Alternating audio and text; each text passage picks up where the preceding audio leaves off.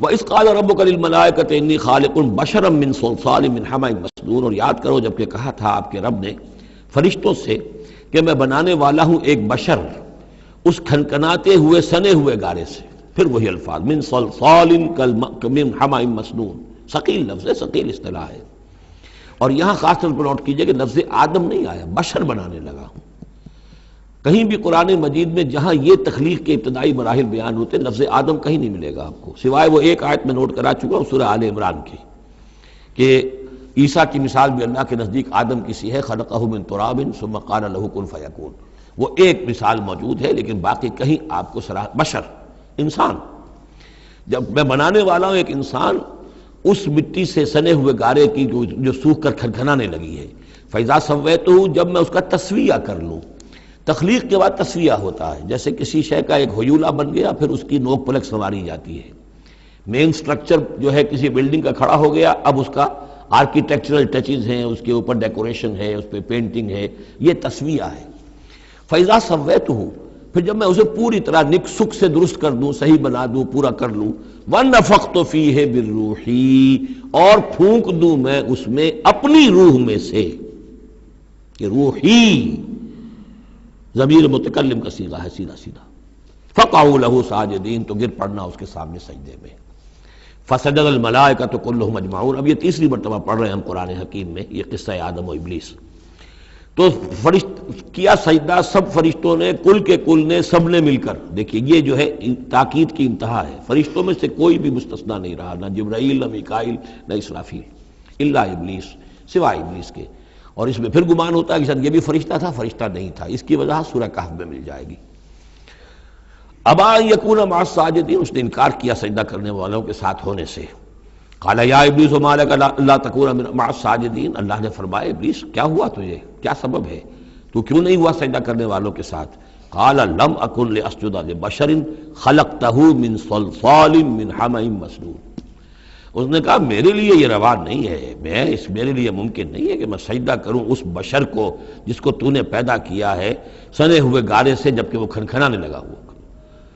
قال فاخرج منها فانک رجیم، اللہ نے فرمایا تو نکل جاؤ یہاں سے، اس میں سے نکل جاؤ اس لیے کہ اب تم مردود ہو گئے ہو. وان علیک اللعنۃ الی یوم الدین، اور اب تم پر لعنت رہے گی یوم الدین تک، جزا و سزا کے دن تک، یوم بعث بعد الموت تک. قال رب فانظرنی الی یوم یبعثون، تو اس نے درخواست کی کہ پروردگار پھر مجھے ذرا مہلت دے دے، ڈھیل دے دے اس دن تک کے لیے جس دن کے یہ دوبارہ اٹھائے جائیں گے. قال فانک من المنظرین، اللہ تعالیٰ نے اسی شان بے نیازی کے ساتھ فرمایا اچھا جاؤ ٹھیک ہے، تمہیں ڈھیل دے دی گئی، تمہیں یہ رخصت مل گئی، تمہیں یہ چھوٹ مل گئی، مہلت مل گئی. الی یوم الوقت المعلوم، اس وقت معین کے دن تک، یعنی یہ کہ اس وقت تک تم زندہ رہو گے. وہ ابلیس جو ہے جن، ویسے جنوں کی زندگیاں شاید انسانوں سے زیادہ ہوتی ہوں، میں نہیں جانتا کتنی ہوتی ہیں، لیکن یہ کہ کوئی اور جن نہیں ہے کہ جو اس وقت سے آج تک زندہ ہو سوائے اس ایک جن کے جس کا نام عزازیل تھا. اور یہ جن جو ہے وہ ابھی تک زندہ ہے اپنی اسی ذات کے ساتھ، باقی اس کی اولاد، اس کی اور نسل جو ہے، اس کی ذریت ہے، وہ اپنی جگہ ہے. قال رب بما اغویتنی، اب اس نے کہا پروردگار جو تو نے مجھے گمراہ کیا. اب نوٹ کیجئے وہ گمراہی کو اللہ کی طرف منسوب کر رہا ہے. بما اغویتنی، تو نے جو مجھے گمراہ کیا ہے، لأزینن لہم فی الارض ولأغوینہم اجمعین، تو میں اب ان کو یعنی آدم کی اولاد، آدم اور حوا کی اولاد کو میں زمین میں ان کو خوب مزین کر دوں گا. زمین ان کے لیے یہ اسی میں خوب گم ہو جائیں گے. زمین اور اس کی چمک دمک اور اس کی رونقیں اور زیبائشیں آرائشیں ان کی نگاہوں میں کھب جائیں گی. وَلَأُغْوِيَنَّهُمْ أَجْمَعِينَ، تجھے بھول جائیں گے، وہ لگ جائیں گے انہی چیزوں کے اندر، اور میں ان سب کو گمراہ کر کے چھوڑوں گا. لَأُغْوِيَنَّهُمْ أَجْمَعِينَ، سب کو، إِلَّا عِبَادَكَ مِنْهُمُ الْمُخْلَصِينَ، سوائے ان میں سے ان کے کہ جن کو تو اپنا خاص بندہ بنا لے، تو اپنا خاص بندہ بنا لے، مخلص کر لے. یہاں پہ وہی نوٹ کیجئے مخلص ہے، مخلصین، جن کو تو خالص کر لے اپنے لیے. ظاہر بات ہے کہ اس پر تو میرا زور نہیں چلے گا، باقی یہ کہ میں کسی کو چھوڑوں گا نہیں. قال ھذا صراط علی مستقیم، اللہ تعالیٰ نے فرمایا ٹھیک ہے یہ راستہ ہے میری طرف سیدھا، یعنی یہ میرے اور تمہارے درمیان معاملہ طے ہو گیا، میں نے تمہیں چھوٹ دی، تم اپنا زور لگا لو، جس طرح بھی چاہو بہکا لو.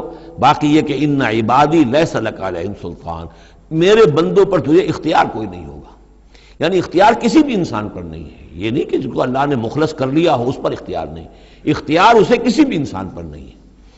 ان عبادی لیس لک علیہم سلطان الا من اتبعک من الغاوین، سوائے ان کے کہ جو خود تیری پیروی کرے، خود غاوین میں سے ہو، خود ان کے اندر غوا ہو، خود ان کے اندر سرکشی ہو، خود وہ جو ہے وہ اپنی نفس پرستی کی طرف مائل ہو، وہ تو تیری پیروی کریں گے، ان کو تو جدھر چاہے لے جا، جس کھائی میں چاہے لے جا کے ان کو پھینک دے، اور جس جہنم کی جس وادی میں چاہے ان کو گرا دے، مجھے اس سے دلچسپی نہیں، لیکن یہ کہ میرے کسی بندے پر تجھے اختیار حاصل نہیں ہوگا۔ وَإِنَّ جَهَنَّمَ لَمَوْعِدُهُمْ أَجْمَعِينَ، اور پھر جہنم ہی ان سب کا ٹھکانہ ہوگا، سب کا، جو بھی تیری پیروی کریں گے۔